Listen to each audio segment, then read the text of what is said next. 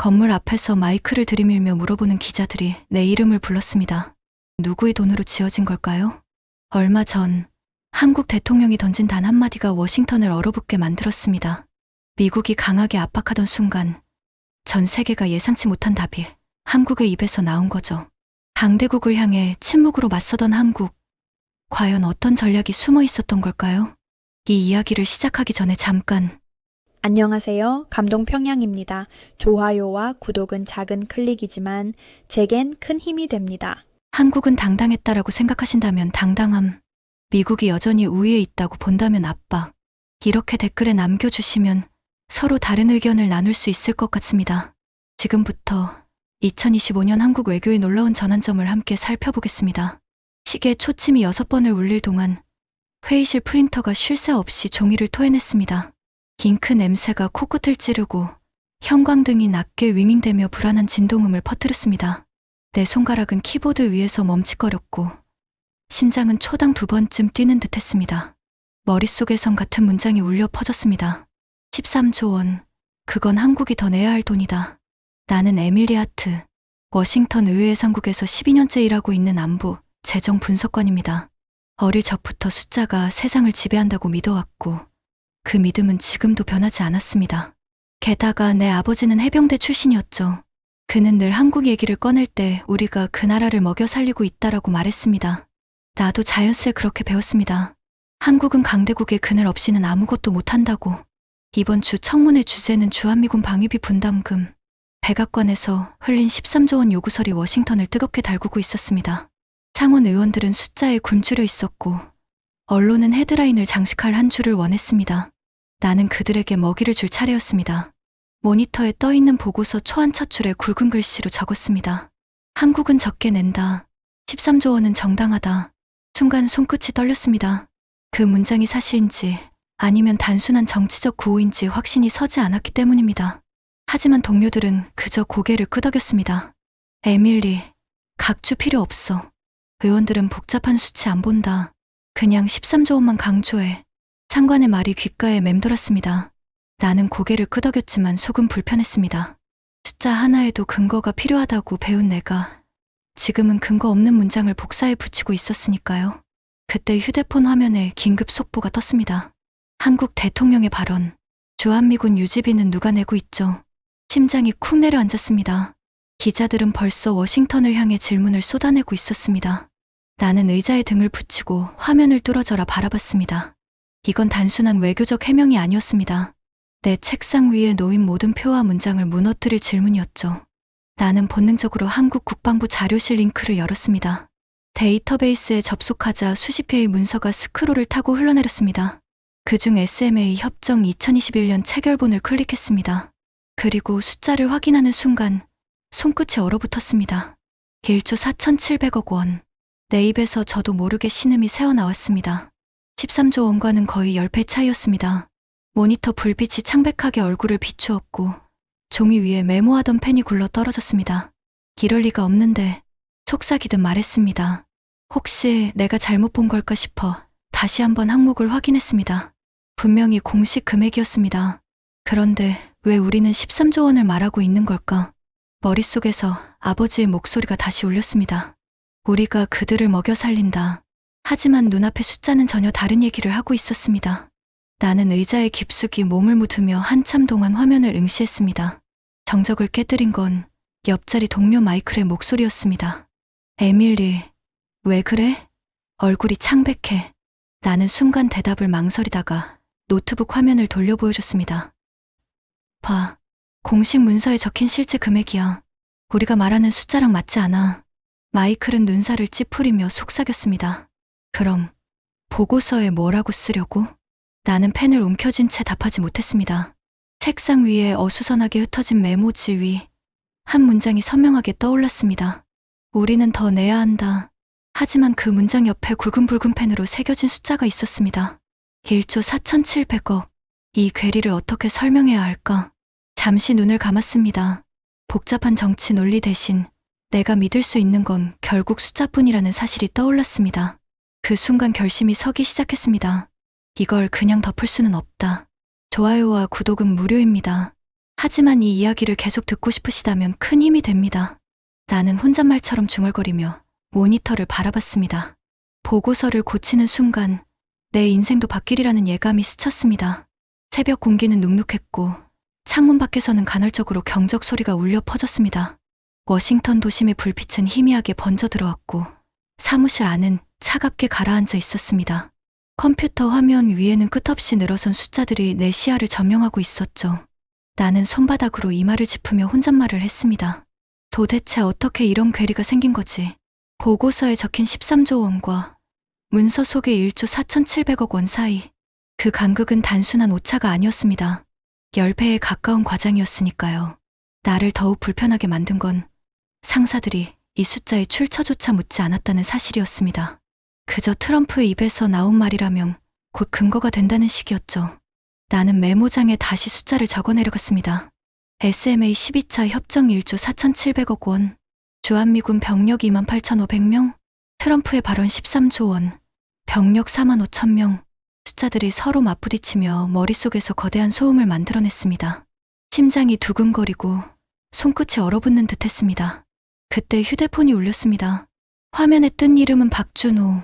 몇 달 전 한 포럼에서 알게 된 한국 국방 재정 전문가였습니다. 나는 망설이다가 통화를 눌렀습니다. 에밀리, 방금 뉴스 봤습니까? 대통령 발언 말이에요. 그의 목소리는 차분했지만 묘하게 단단했습니다. 나는 잠시 숨을 고르고 대답했습니다. 봤어요. 솔직히 말하면 당황스러웠습니다. 하지만 데이터가 안 맞아요. 우리 보고서와 실제 자료가 달라요. 그럴 줄 알았습니다. 혹시 평택 기지 건설비 내역을 본 적 있나요? 아니요, 아직은. 16조 원 중에 93%, 약 14조 8천억 원을 한국이 냈습니다. SMA 분담금은 전체의 일부일 뿐이에요.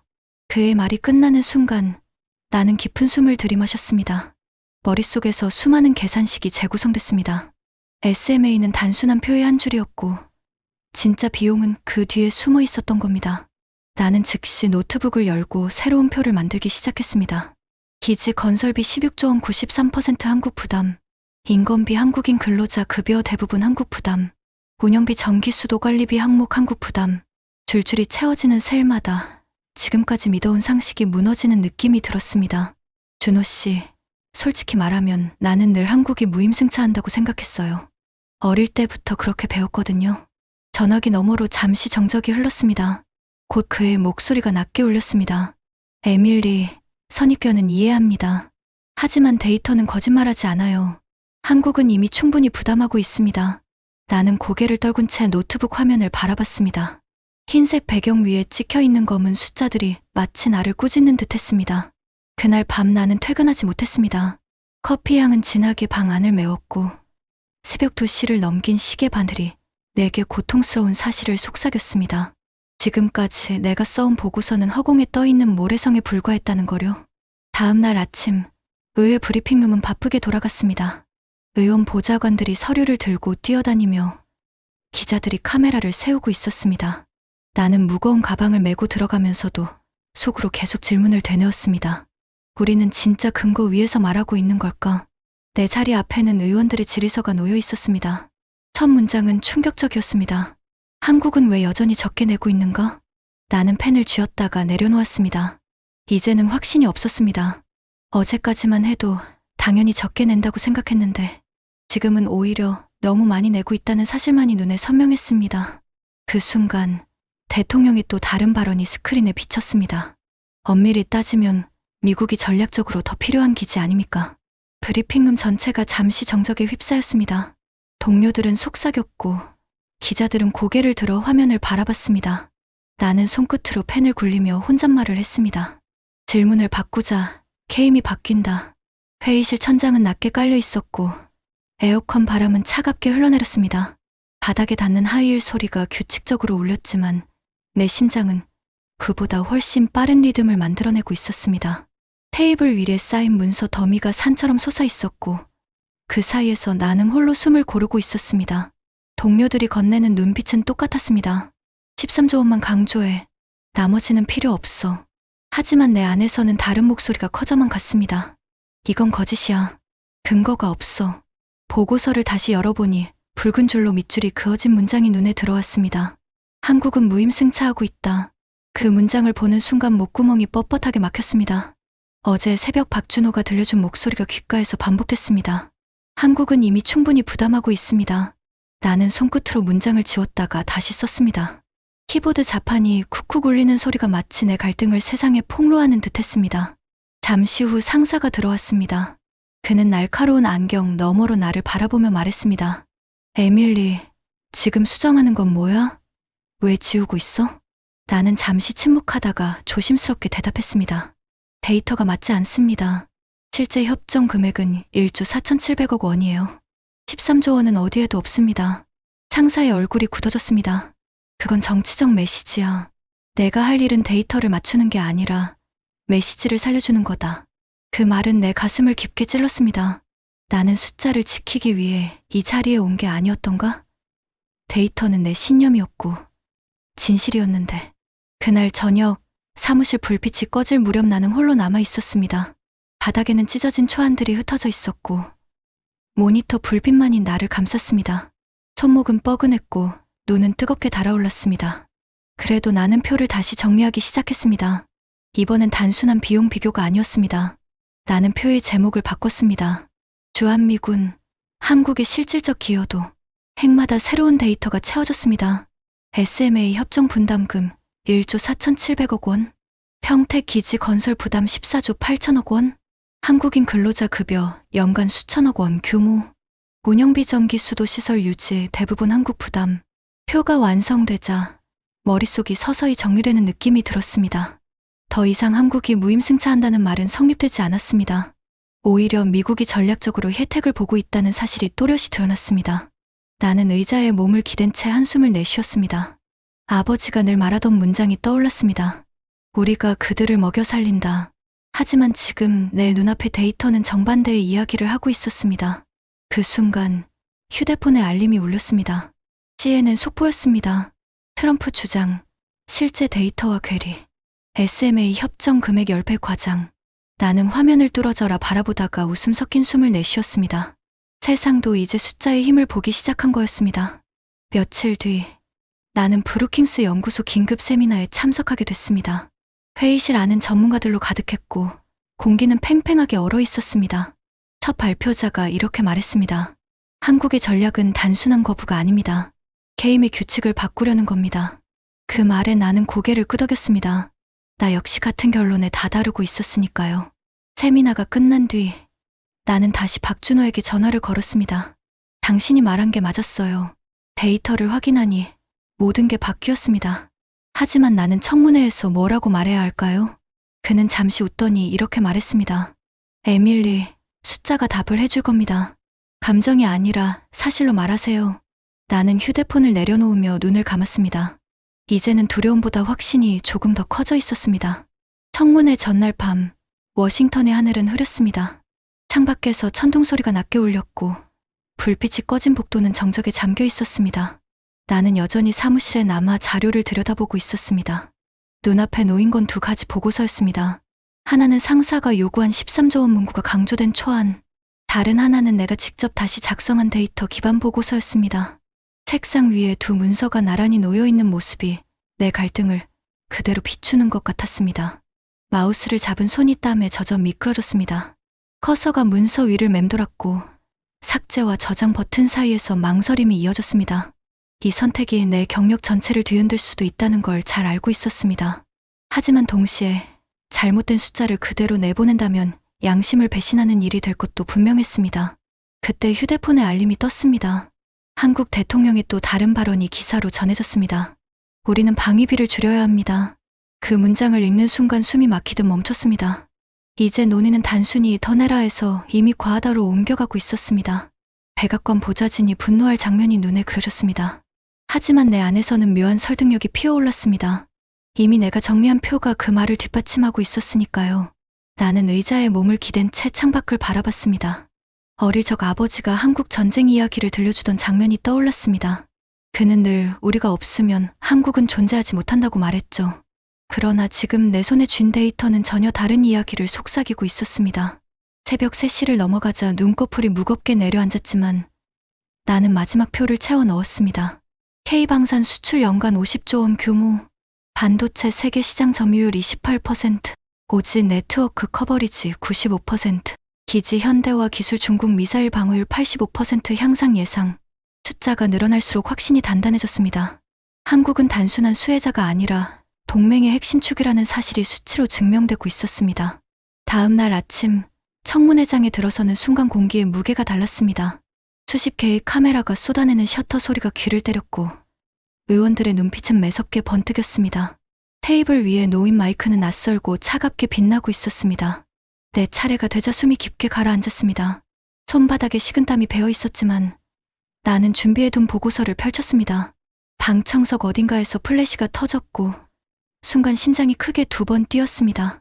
의원 여러분, 내 목소리가 마이크를 타고 울려 퍼졌습니다. 우리가 지금 논의하는 건 단순한 숫자가 아닙니다. 구조의 문제입니다. 회의장 안이 조용해졌습니다. 나는 준비한 자료를 차례로 제시했습니다.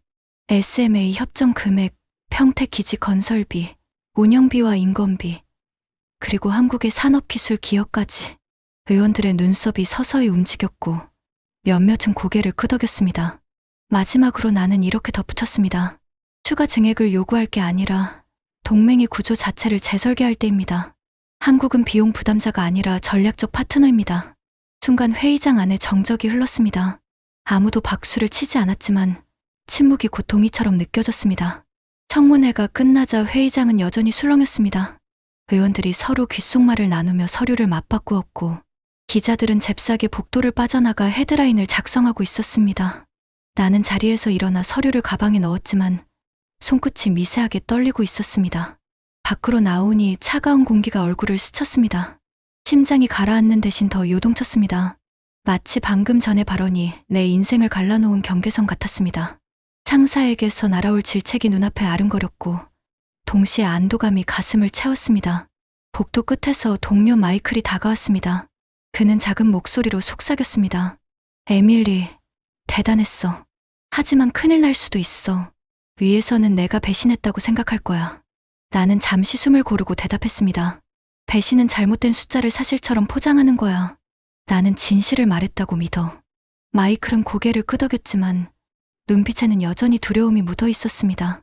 그날 밤 집에 돌아와 불을 켜자 낡은 액자 속 아버지의 사진이 눈에 들어왔습니다. 그는 해병대 군복 차림으로 미소를 짓고 있었습니다. 나는 사진을 오래 바라보다가 속삭였습니다. 아빠, 당신이 말하던 한국은 이제 달라졌어요. 내가 본 건 우리가 아니라 그들이 많은 걸 지탱하고 있다는 사실이에요. 눈가가 뜨겁게 젖어들었지만 이상하게 후련했습니다. 다음 날 아침 CNN과 뉴욕타임스에 내 발언이 인용됐습니다. 기사 제목은 이렇게 적혀 있었습니다. 비용이 아니라 구조. 한국은 전략적 파트너. 나는 커피를 마시며 기사를 읽었고 기사 하단의 댓글들이 시선을 붙잡았습니다. 처음 듣는 관점인데 설득력 있다. 우리가 오히려 혜택을 보고 있었던 건가? 숫자와 사실로 이야기하는 분석, 신선하다. 미국 내 여론이 미묘하게 움직이고 있다는 걸 실감했습니다. 며칠 뒤 나는 박준호와 다시 통화했습니다. 준호 씨, 미국 언론도 이제 다른 시각으로 보기 시작했어요. 그는 잔잔하게 웃으며 말했습니다. 에밀리, 그게 바로 우리가 원했던 겁니다. 침묵과 데이터, 그리고 질문. 그 세 가지가 모든 걸 바꿉니다. 나는 잠시 말을 잇지 못했습니다. 어쩌면 그동안 내가 싸워온 건 한국이 아니라 내 안에 자리 잡은 편견이었을지도 모른다는 생각이 스쳤습니다. 그날 저녁 국방부 내부 보고서가 언론에 유출됐다는 소식이 들려왔습니다. 제목은 이렇게 적혀 있었습니다. 한국의 SMA 거부, 동맹 균열 우려. 보고서 말미에는 충격적인 문장이 있었습니다. 주한미군은 한국뿐 아니라 미국에게도 필수적이다. 관계 악화는 우리에게 불리하다. 그 한 줄을 읽는 순간 나는 자리에서 몸을 일으켰습니다. 미국 정부 내부에서도 이미 알고 있었던 겁니다. 한국이 결코 의존적 존재가 아니라는 사실을. 며칠 후 브루킹스 연구소에서 열린 세미나에 참석했을 때였습니다. 발표자가 이렇게 말하자 회의장은 정적에 휩싸였습니다. 한국은 동맹의 개입 룰을 거부하고 새로운 룰을 제시했다. 나는 속으로 중얼거렸습니다. 맞아. 질문을 바꾸면 게임이 바뀐다. 워싱턴 거리는 이른 아침부터 분주했습니다. 하지만 내 귀에는 자동차 소리보다 기자들의 질문이 더 크게 들렸습니다. 하트 분석관, 어제 발언은 개인 의견입니까? 아니면 기관의 공식 입장입니까? 나는 고개를 숙인 채 걸음을 재촉했습니다. 답하지 않는 게 유일한 방어였습니다. 그러나 속으로는 알고 있었습니다. 이제는 단순히 기관의 일부가 아니라 나 자신이 책임져야 할 순간이 다가오고 있다는 것을. 사무실에 도착하자 상사가 기다리고 있었습니다. 그의 눈빛은 날카로웠습니다. 에밀리, 어제 발언 왜 그런 선택을 했지? 나는 침묵을 지키다 결국 입을 열었습니다. 잘못된 숫자는 말할 수 없었습니다. 의원들이 원하는 건 정치적 수치였지만 내가 본 건 사실뿐이었습니다. 상사는 한숨을 내쉬며 의자를 밀었습니다. 넌 이상주의자야. 하지만 이 도시는 현실로 굴러간다.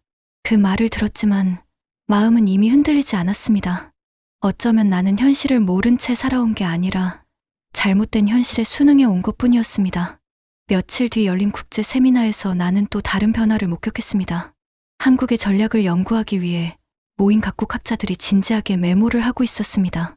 독일 학자는 한국이 보여준 건 진정한 독립국가의 모델이라 말했고, 프랑스 교수는 21세기 동맹의 기준을 새로 제시했다고 분석했습니다. 나는 발표 자료를 뒤적이며 내심 놀랐습니다. 불과 몇 주 전까지만 해도 한국은 미국의 요구를 받아들이는 나라라는 게 통념이었는데 이제는 본보기로 불리고 있었습니다. 그날 밤 집으로 돌아와 불을 켜자 창밖으로 비가 내리고 있었습니다. 빗방울이 유리창을 두드리는 소리가 마음을 진정시켰습니다. 나는 책상 위에 쌓아둔 자료들을 하나하나 정리하며 스스로에게 물었습니다. 나는 왜 한국을 의심했을까? 머릿속에서 답이 떠올랐습니다. 아버지가 남긴 오래된 말, 워싱턴에서 반복된 구호, 언론의 자극적인 헤드라인, 그 모든 게 내 시선을 가려왔던 겁니다. 다음 날 또 하나의 충격적인 소식이 들려왔습니다. 일본 정부가 미국의 요구를 그대로 수용했다는 뉴스였습니다. 주일미군 분담금을 대폭 인상하기로 합의했다는 기사 제목이 눈에 들어왔습니다. 기자들은 즉시 비교 프레임을 만들었습니다. 한국은 거절, 일본은 수용. 나는 숨을 고르며 기사를 끝까지 읽었습니다. 일본 국민 여론은 격렬하게 반발하고 있었고, 왜 우리는 한국처럼 못하냐는 목소리가 커지고 있었습니다. 그 순간 내 머릿속에서 모든 퍼즐이 맞춰졌습니다. 한국의 침묵은 단순한 거부가 아니라 국제적 기준을 바꿔버린 행동이었습니다. 그날 오후 브리핑에서 한 동료가 조용히 다가와 속삭였습니다. 에밀리, 이제 내가 말한 게 사실이라는 게 증명된 것 같아. 나는 작은 미소를 지으며 답했습니다. 나는 단지 숫자를 확인했을 뿐이에요. 나머지는 한국이 보여줬습니다. 워싱턴의 주말 아침, 도심은 비교적 한산했습니다. 그러나 내 책상 위는 정반대였습니다. 세계 곳곳에서 쏟아지는 분석 보고서와 언론 기사들이 산처럼 쌓여 있었고, 노트북 화면에는 K외교라는 새로운 용어가 굵은 글씨로 박혀 있었습니다. 나는 자료를 정리하며 손끝에 힘을 줬습니다. 커피잔에서 올라오는 김이 시야를 흐렸고, 피곤한 눈가를 덮은 안경이 서서히 미끄러졌습니다. 하지만 머릿속은 오히려 선명했습니다. 한국이 만들어 낸 파장은 단순히 한미 간의 협상을 넘어섰습니다. 독일 국제정치연구소 보고서에는 이런 문장이 적혀 있었습니다. 한국은 더 이상 지시받는 나라가 아니다. 선택하고 설계하는 나라다. 나는 그 문장을 여러 번 읽으며 심장이 두근거리는 걸 느꼈습니다. 불과 몇 주 전만 해도 내가 한국을 의심하고 비하하는 시각을 가졌다는 사실이 부끄럽게 느껴졌습니다. 오후가 되자 브루킹스 연구소에서 긴급 회의가 열렸습니다. 나는 분석관 자격으로 참석했습니다. 회의실 벽에는 빔 프로젝터가 켜졌고 한국의 SMA 대응 과정이 단계별로 정리된 슬라이드가 나타났습니다. 1단계 전략적 침묵으로 상대를 당황시킴, 2단계 팩트 체크로 논리적 우위를 확보, 3단계 근본적 질문으로 게임의 규칙을 바꿈, 4단계 대안을 제시하며 주도권을 잡음, 5단계 상호 이익을 기반으로 관계 재설정. 발표자가 조용히 덧붙였습니다. 이건 21세기형 외교 매뉴얼로 기록될 겁니다. 나는 숨을 들이마셨습니다. 방 안 공기가 갑자기 무겁게 느껴졌습니다. 강대국의 요구를 그대로 받아들이던 시대는 끝났다는 말이었으니까요. 회의가 끝난 뒤 나는 복도를 걸으며 휴대폰을 확인했습니다. 폴란드 외무부에서 보낸 메일이 도착해 있었습니다. 제목은 한국 사례 자문 요청. 나는 화면을 오래 바라보다가 고개를 끄덕였습니다. 이제 한국의 모델은 유럽에도 전파되고 있었습니다. 며칠 뒤 유엔 본부에서 열린 세미나에 참석하게 됐습니다. 세계 각국 외교관들이 모여 한국의 대응을 주제로 토론했습니다. 연단의 선 한국 외교부 차관이 차분히 말했습니다. 준비된 나라만이 침묵할 수 있습니다. 우리는 감정이 아니라 전략으로 대응했습니다. 회의실 안이 순간 정적에 잠겼습니다. 나는 그 문장을 곱씹으며 메모장에 적었습니다. 침묵은 준비된 자의 언어. 질의응답 시간, 프랑스 대표가 물었습니다. 한국의 성공 비결은 무엇입니까? 차관은 미소를 지으며 답했습니다. 상대의 게임에 말려들지 않고 우리의 게임으로 바꾼 것입니다. 내 손끝이 저절로 떨렸습니다. 이 한마디가 지금까지의 모든 과정을 설명해 주는 것 같았습니다. 집으로 돌아오는 길, 나는 창밖을 스치는 불빛을 바라보며 속으로 되뇌었습니다. 나는 이제야 깨달았다. 한국은 단순히 지켜지는 나라가 아니라 세계가 배워야 할 나라라는 걸. 석 달이 흘렀습니다.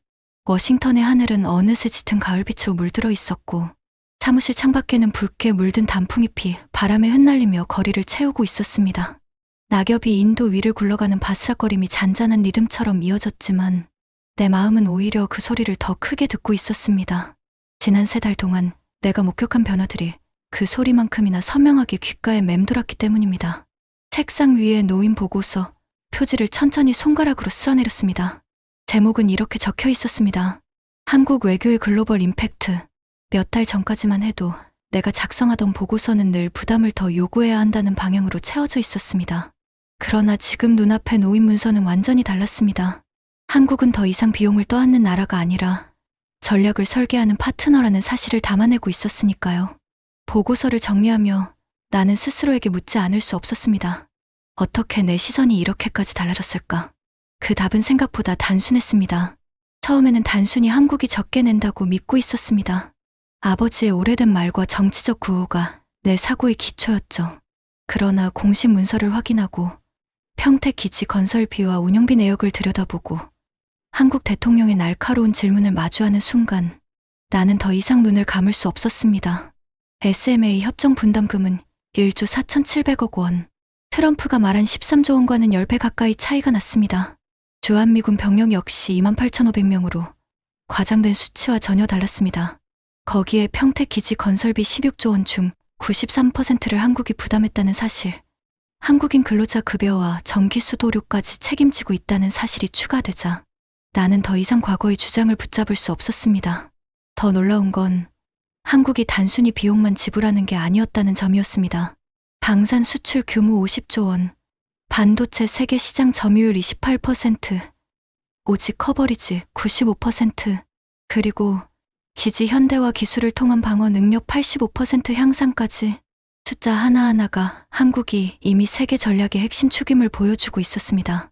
내 보고서의 마지막 장에는 이런 문장을 새겨 넣었습니다. 한국은 더 이상 요구받는 나라가 아니다. 이제는 선택하고 설계하는 나라다. 그날 저녁 UN 본부에서 열린 특별 세미나에 참석했습니다. 회의장 안은 세계 각국 외교관들로 가득 차 있었고 모두가 한국의 사례를 배우기 위해 모여 있었습니다. 연단의 선 한국 외교부 차관은 차분히 이렇게 말했습니다. 준비된 나라만이 침묵할 수 있습니다. 우리는 감정이 아니라 전략으로 대응했습니다. 순간 회의장은 숨소리조차 들리지 않을 만큼 조용해졌습니다. 각국 대표들이 펜을 꺼내 메모하는 모습을 보며 나는 한국이 이제 세계 외교의 교과서가 되고 있다는 사실을 실감했습니다. 프랑스 대표가 손을 들고 물었습니다. 한국의 성공 비결은 무엇입니까? 차관은 미소를 지으며 단호하게 답했습니다. 상대의 게임에 말려들지 않고 우리의 게임으로 바꾼 것입니다. 그 대답을 듣는 순간 내 손끝이 떨렸습니다. 지금까지 내가 경험한 모든 순간이 그 한마디로 정리되는 것 같았기 때문입니다. 돌아오는 길, 워싱턴의 거리는 빗방울로 젖어 있었습니다. 가로등 불빛이 반짝이며 도로 위에 긴 그림자를 만들었습니다. 나는 차창 밖 풍경을 바라보며 조용히 속삭였습니다. 나는 이제야 깨달았다. 한국은 지켜지는 나라가 아니라 세계가 배우는 나라라는 걸. 사무실로 돌아와 최종 보고서를 마무리하며 마지막 문장을 적었습니다. 2025년 한국은 침묵으로 시작해 세계의 박수를 받았다. 그들의 외교는 단순한 협상이 아니라 패러다임의 전환이었다. 펜을 내려놓자 가슴 깊은 곳에서 뜨거운 울림이 퍼졌습니다. 나는 미국인 분석관이지만 오늘만큼은 한국의 품격 앞에서 배운 제자 같았습니다. 그리고 조용히 속삭였습니다. 이 이야기를 끝까지 들어주셔서 감사합니다. 지금까지 감동 평양이었습니다.